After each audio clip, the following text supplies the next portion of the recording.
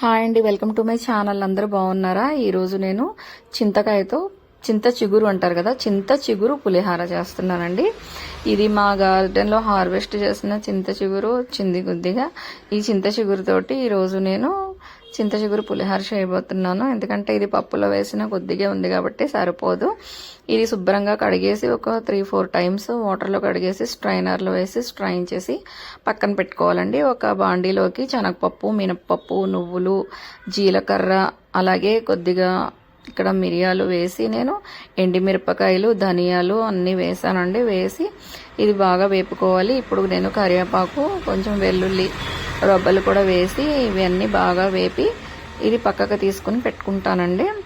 మాడకుండా జస్ట్ వేపుకోవాలి. ఇది డ్రై రోస్ట్ కూడా చేయొచ్చు, కానీ కొద్దిగా ఆయిల్ వేసి వేపితే బాగుంటుంది. ఇది పక్కన తీసి పెట్టుకున్నాను.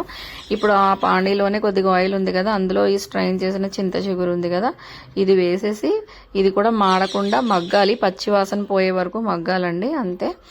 ఇందులో కొంచెం నేను సాల్ట్ అలాగే కొద్దిగా పసుపు వేస్తున్నానండి. ఎందుకంటే మనం ఎండుమిరపకాయలు వేసాం కాబట్టి ఇంకా కారం అదే సరిపోతుంది. ఇది దగ్గరికి మగ్గిన తర్వాత ఇందులో కొద్దిగా ఇంగువ వేస్తున్నాను. మీరు కావాలంటే తాలింపులో కూడా ఇంగువ వేసుకోవచ్చు, కానీ నేను ఇక్కడ వేస్తున్నాను. చూడండి, ఇది మగ్గిపోయింది, ఇంకా తీసేయొచ్చండి.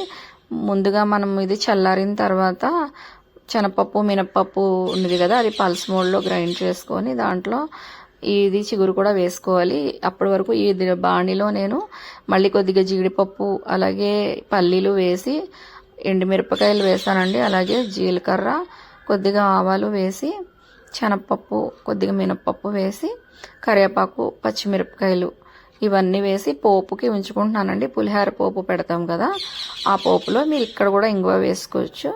ఈ పులిహార తాలింపు పెట్టిన పోపు బాగా అయిన తర్వాత స్టవ్ ఆఫ్ చేసేసి లేదంటే సిమ్లో పెట్టుకొని ఇప్పుడు మనము గ్రైండ్ చేసింది ఉంటుంది కదా, ఇది ముందు నూరింది దాని మీద పల్స్ మోడ్లో పెట్టిన తర్వాత ఆ చింత చిగురు కూడా దాంట్లో ఫస్ట్ చింత చిగురు వేయకూడదండి.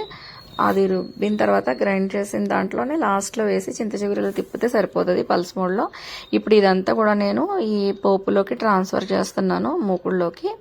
అలాగే చూడండి, ఉడకబెట్టుకున్న వేడివేడి రైస్ ఉంటుంది కదా, మీరు రాత్రి మిగిలిన అన్నంతో కూడా చేసుకోవచ్చు. కానీ వేడివేడి అన్నము కొంచెం చల్లారిన తర్వాత వేయండి. మరీ వేడివేడిగా వేస్తే మెతుక్కు అతికిపోతుంది. కొంచెం వేడి అన్నము చల్లారడానికి పెట్టి చల్లారిన తర్వాత వేస్తే మెతుకు వేరేగా ఉంటుందండి.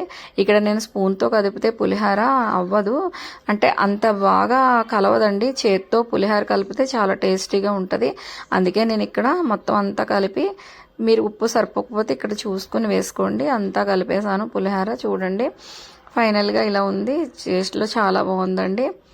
మీకు నచ్చిన వీడియోని లైక్ చేయండి, షేర్ చేయండి, కామెంట్ చేయండి. మీ ఫ్రెండ్స్ అండ్ ఫ్యామిలీకి షేర్ చేసి మీరు ఎలా వచ్చిందో కామెంట్ చేసి చెప్పండి. ఇది పులిహార అయితే చాలా చాలా టేస్టీగా ఉందండి. మాకు అందరికీ బాగా నచ్చింది. Thank you for watching. Bye.